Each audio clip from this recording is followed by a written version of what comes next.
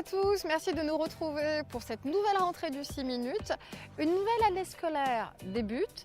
Entre réforme du rythme scolaire appliqué pour les élèves du primaire et c'est l'avenir pour les collégiens et les lycéens, cette rentrée risque de faire date et c'est le sujet de votre grand angle après la rubrique Actu.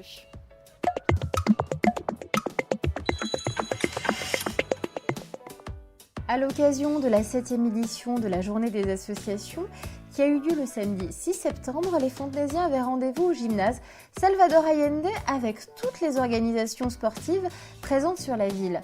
Pour ceux qui n'ont pas eu la possibilité d'assister à l'événement, les inscriptions sont toujours ouvertes et afin de trouver votre activité sportive de l'année, la ville met à votre disposition le guide des sports que vous pourrez télécharger sur le site internet. Alors vous n'avez plus aucune raison d'hésiter.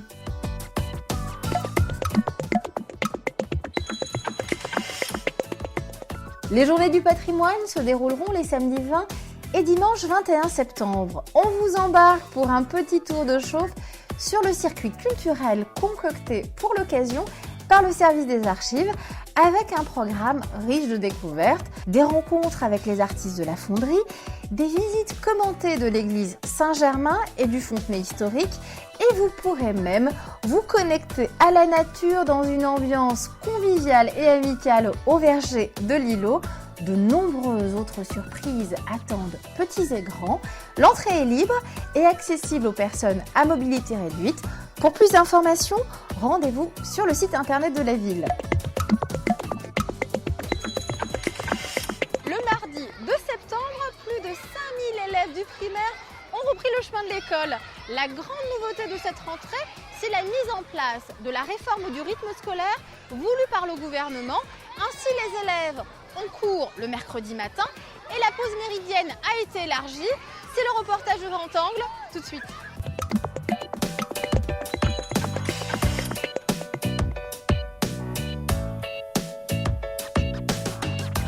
Cette année, le changement le plus important, bien entendu, c'est comme pour toutes les villes de France, c'est la nouveauté des rythmes scolaires.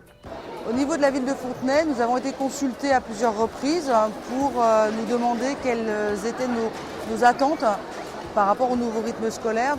On a donc proposé à l'Éducation nationale de faire école tous les mercredis matins et pour arriver à nos 24 heures hebdomadaires, d'allonger le temps de la pause méridienne, qui est le temps de restauration, à 2h15 le midi. Donc, il y avait encore quelques questions d'organisation sur justement le temps de déjeuner qui allait être allongé pour que les enfants puissent conserver un temps scolaire jusqu'à 16h30 et pas jusqu'à 15h30 ou 15h45 comme dans certains autres établissements. L'articulation entre tous ces temps va avoir besoin de plusieurs semaines pour se mettre en place, pour s'affiner. J'ai eu les réponses à mes questions et nous on va s'adapter. C'est vrai qu'on avait des activités périscolaires comme le CIS, le Centre d'initiation sportive, qui n'aura plus lieu ou que le mercredi après-midi. On a essayé, pour ce qui concerne la ville de Fontenay-sous-Bois, de faire au mieux de cette réforme que nous n'avions pas voulu, qui nous a été imposée par le gouvernement, le ministère de l'Éducation nationale. Essayer de faire de notre mieux pour ne pas trop modifier les habitudes familiales et en concertation avec les familles et les enseignants. Alors, on est conscient que restent des gens qui ne sont pas très contents de cette modification. Ça va modifier aussi le travail des enseignants, ça va modifier aussi le travail des personnels. Il n'y aura plus de centre de loisirs toute la journée du mercredi. Il y aura simplement centre de loisirs le mercredi après-midi. Ça veut dire aussi donc beaucoup de modifications dans l'organisation des familles. Pour les associations extérieures à l'école et à la vie ou les services municipaux, ça va modifier l'organisation de travail du conservatoire par exemple. Je suis moi pour ma part conscient que les enseignants voient leurs conditions de travail, je crois qu'on peut dire qu'elles vont se dégrader, que ça va être sans doute plus compliqué pour eux d'exercer, puisque dans la réalité, leur amplitude horaire s'accroît. Mais ça n'était pas notre volonté, c'était la volonté du ministère de l'Éducation nationale. En tout état de cause, on a essayé d'aménager ça le mieux qu'on pouvait, dans l'intérêt des familles et des enfants, et en apportant un soin très particulier à ce temps du repas, qui est un temps important aussi pour être dans de bonnes conditions pour continuer à apprendre l'après-midi et continuer à bénéficier de l'école.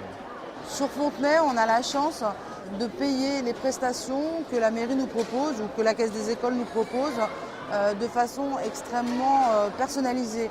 on ne va payer à la fin du mois que les prestations qu'on aura sollicitées, que ce soit l'accueil du matin, que ce soit le centre aéré, en demi-journée ou en journée complète. Et si un enfant qui déjeune d'habitude à la cantine ne déjeune pas pour une raison X ou Y, on ne paiera pas le repas. C'est vraiment à la carte. À Fontenay-sous-Bois, on estime que plus il y a de classes dans une école, moins il y a d'élèves dans chaque classe, et donc meilleures sont les conditions d'apprentissage. C'est pour ça qu'on essaie toujours de favoriser les ouvertures de classes dès qu'on peut. On a empêché une fermeture d'école, une fermeture de classe juste à côté d'ici, à l'école Romain-Rolland, hein, avec une très forte mobilisation des parents. Mais malgré la mobilisation, il y a 2 autres écoles qui malheureusement vont voir des classes fermées, notamment Jean Zay et Henri Vallon. C'est d'autant plus étonnant qu'on est dans ces 2 cas au cœur de la ZEP, la zone d'éducation prioritaire. On prive ces enfants des adultes et des enseignants qui leur sont nécessaires. Ça alourdira les effectifs, ça empêchera le suivi particulier des enfants en difficulté. Et par ailleurs, il n'y a pas grand-chose de nouveau au niveau des RASED, les réseaux d'aide et de soutien des élèves en difficulté. Pour Fontenay, nous avons encore des batailles à mener pour des effectifs acceptables, notamment, je pense à l'école Henri Vallon. On a obtenu un certain nombre d'ouvertures, notamment à Romain-Rolland, mais il y a encore des écoles où les effectifs sont lourds et la bataille se poursuit. D'autant qu'une des injustices premières dans ce pays est la non-réussite scolaire pour un certain nombre d'enfants qui est essentiellement due, malheureusement, à la situation sociale des parents. Et donc c'est une injustice terrible. Et moi je ne peux pas me résoudre à ça, donc c'est pour ça que nous faisons tout pour obtenir les meilleurs moyens possibles pour l'école. Pour ce qui concerne la collectivité, nous ferons tout ce qui est en notre pouvoir pour continuer à aider les enfants à réussir. Malgré les difficultés budgétaires, nous continuerons à organiser des classes transplantées, nous continuerons à mener des actions culturelles sur le plan scolaire, nous continuerons à aider les enseignants à organiser leurs sorties. On ne va pas arrêter et baisser les bras pour autant, l'enjeu est trop important. Voilà.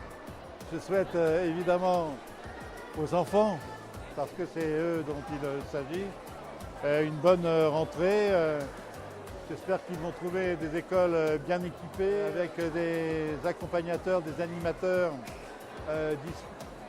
disponibles, présents, et puis surtout des enseignants qui vont les aider à trouver une place dans la société, dans la vie. Et ça, c'est très important. Et je voudrais d'ailleurs, à ce sujet, saluer l'ensemble des enseignants de notre commune qui ont un métier difficile, pas toujours reconnu, et en ce moment bien mise à mal. Donc voilà, bon courage à tous. Alors je crois qu'on peut souhaiter une bonne rentrée aux élèves, aux enseignants, mais aussi à leurs parents, parce que l'école c'est aussi une aventure pour les parents.